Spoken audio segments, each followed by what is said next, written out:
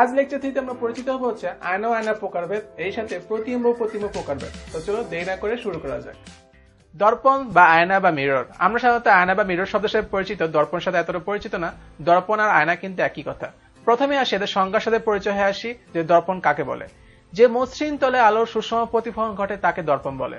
আমরা গত ক্লাসেই সুষম প্রতিফলনের সাথে পরিচয় হয়েছি, যে প্রতিফলন দুই প্রকার ছিল, একটা ছিল নিয়মিত বা সুষম প্রতিফলন, অপরটা ছিল ব্যাপ্ত প্রতিফলন বা অনিয়মিত প্রতিফলন। তার মানে দর্পণ কাকে বলে, যে মসৃণ তলে আলোর সুষম প্রতিফলনটা হয় সেটাকে আমরা দর্পণ বলি।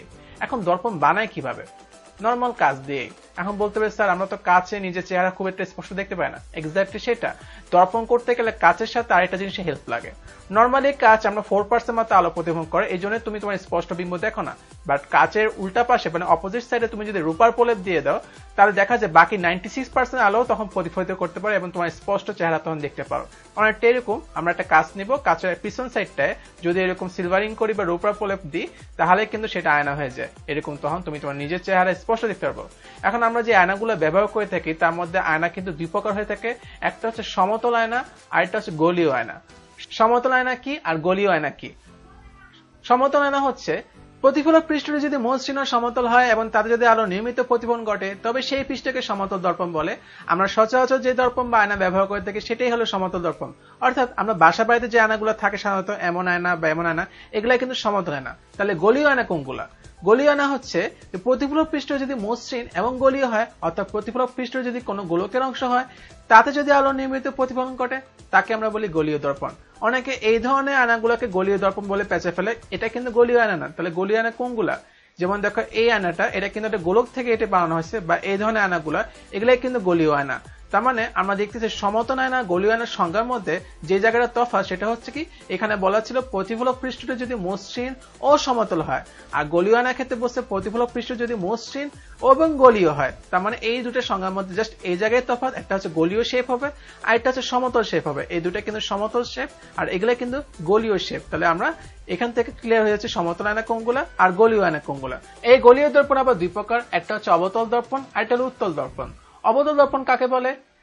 কোন গোলকের অবতল পৃষ্ঠ যদি প্রতিফলক রূপে কাজ করে, অর্থাৎ আলো নিয়মিত প্রতিফলন যদি গলীয় দর্পণে অবতল পৃষ্ঠ হতে সংঘটিত হয়, তবে সেই দর্পণকে বলে অবতল দর্পণ। এই জিনিসটা আমি আমার মতো করে সিম্পলিফাই বুঝিয়ে দিচ্ছি। তুমি একটা গোলককে আয়না বানাবা, কিন্তু সেই গোলকে আয়নাটা যখন বানাচ্ছ, তো যদি ভিতরের সাইডটাকে আয়না হিসেবে কাজ করো, তাহলে সেটাই হয়ে যায় অবতল আয়না। অর্থাৎ ভিতরেরটাকে আমরা এখানে বলতেছি অবতল। তার মানে এই জিনিসটাকেই ওরা এত কষ্ট করে বুঝাইছে যে কোন একটা গোলকের অবতল পৃষ্ঠ যদি প্রতিফলক রূপে কাজ করে, মানে আয়না হিসেবে কাজ করে, অর্থাৎ আলো নিয়মিত প্রতিফলন যদি কোনো গলীয় দর্পণে অবতল পৃষ্ঠ হতে সংঘটিত হয়, তাহলে সেটাকে আমরা বলি অবতল আয়না। তাহলে বুঝতে পারছো উত্তল আয়না কি হবে? ঠিক এর উল্টাটা, যে কোনো গোলকের উত্তল পৃষ্ঠ যদি প্রতিফলক রূপে কাজ করে, অর্থাৎ আলোর নিয়মিত প্রতিফলন যদি গলীয় দর্পণের উত্তল পৃষ্ঠ হতে সংঘটিত হয়, তবে সেই দর্পণকে উত্তল দর্পণ বলে। তার মানে আমরা এখন আরেকটা যদি গোলককে যদি আমরা আয়না বানাই, কিন্তু এবার হচ্ছে ভিতর সাইড না, এবার হচ্ছে বাইরের সাইডটা, এই বাইরের সাইডটাকেই বলা হয় উত্তল পৃষ্ঠ।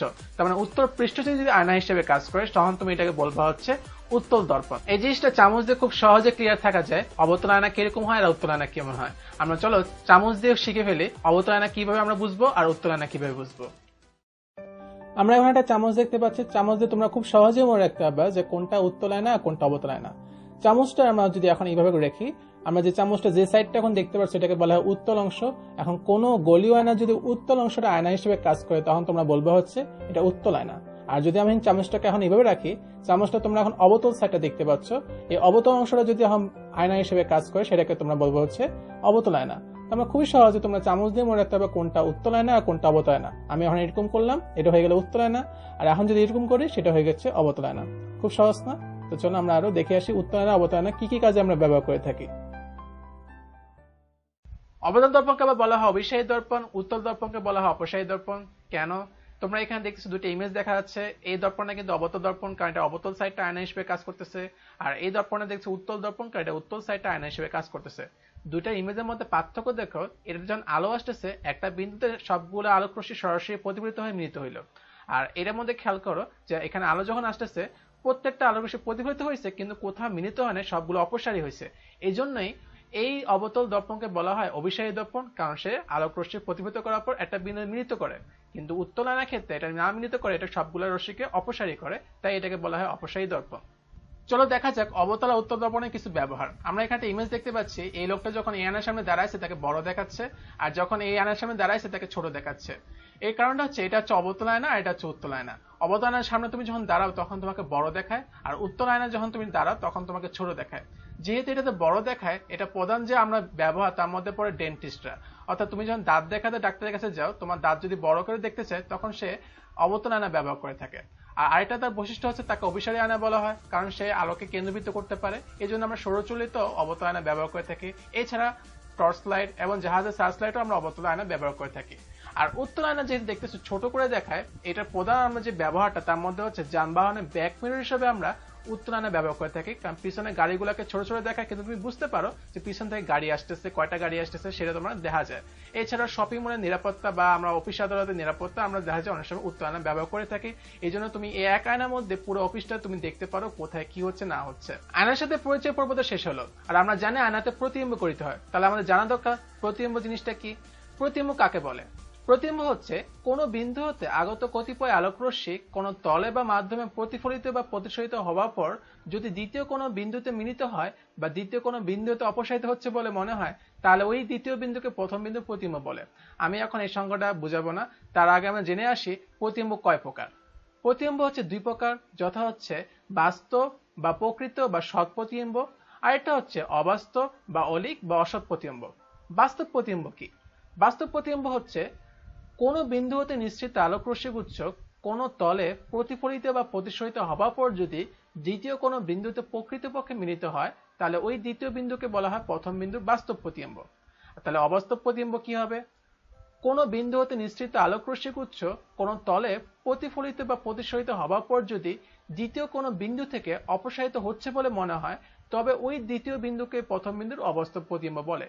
দুটো সংজ্ঞার মধ্যে তফাৎ দেখতেছো যে একটা হচ্ছে বলছে কি প্রকৃতপক্ষে মিলিত হয়, আর একটা বলছে কি অপসারিত হচ্ছে বলে মনে হয়। তাহলে আমরা এই দুটো তফাতে কিন্তু আমরা বাস্তব প্রতিবিম্ব আর অবাস্তব প্রতিবিম্ব দেখতে পাচ্ছি।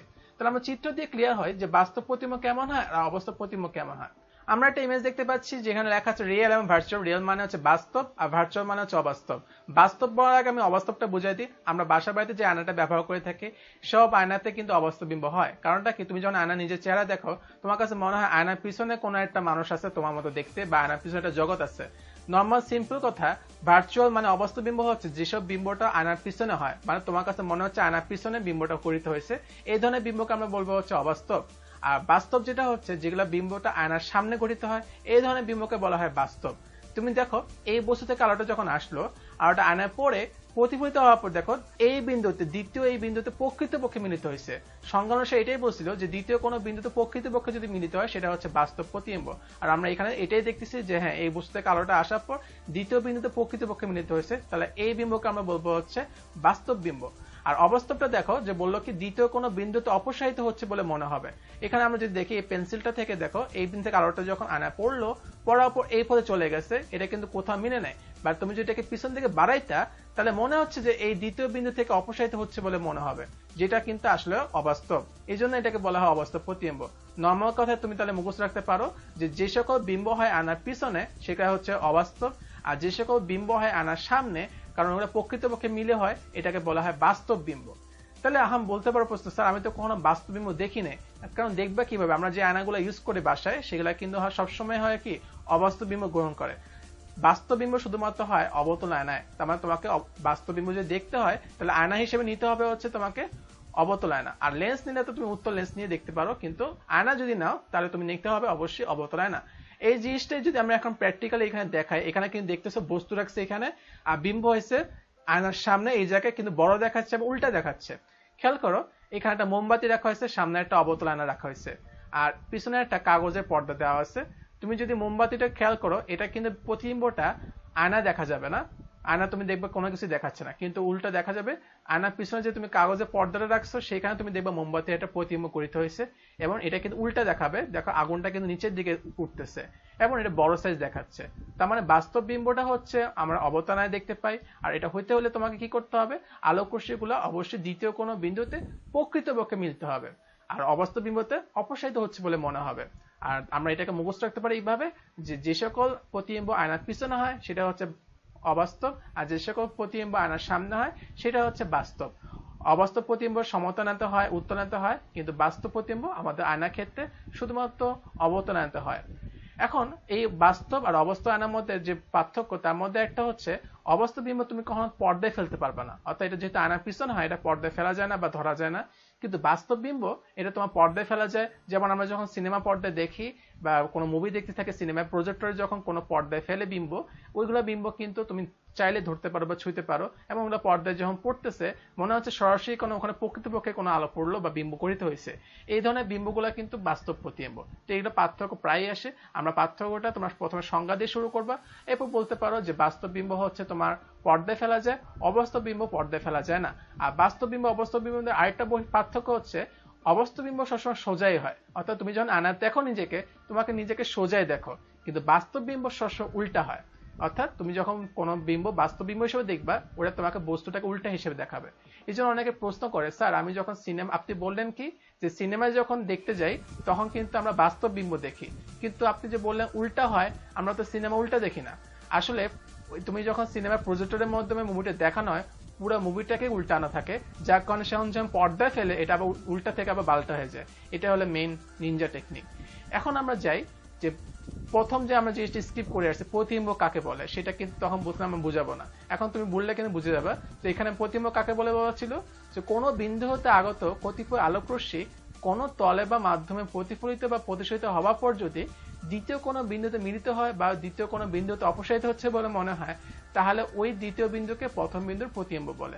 তার মানে কথাটা কি দাঁড়ালো? কথাটা হচ্ছে কি, আমরা যে বাস্তব বিম্ব আর অবাস্তব বিম্ব সংজ্ঞাটা শিখছি, এই দুটার সংজ্ঞাকে কম্বিনেশন করে প্রতিবিম্ব সংখ্যাটা দাঁড় করানো হয়েছে, যার কারণে আমি তখন বুঝানি, কারণ তুমি এখন জানো বাস্তব বিম্ব কি আর অবাস্তব বিম্ব কি। বাস্তব বিম্ব হচ্ছে প্রকৃতপক্ষে মিলিত হবে, আর অবাস্তব বিম্ব হচ্ছে অপসারিত হচ্ছে বলে মনে হবে, আর এই দুটার সংখ্যাকে কম্বাইন করে আমরা বলি প্রতিবিম্ব সংখ্যাটা।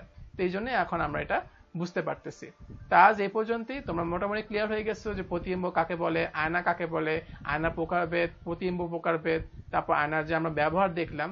আর তোমাদের বাড়ির কাজগুলো এগুলাই থাকবে, ভিডিও ডিসক্রিপশন তোমরা চেক করে পেয়ে যাবে। তো আজ এই পর্যন্তই, সবাইকে ধন্যবাদ।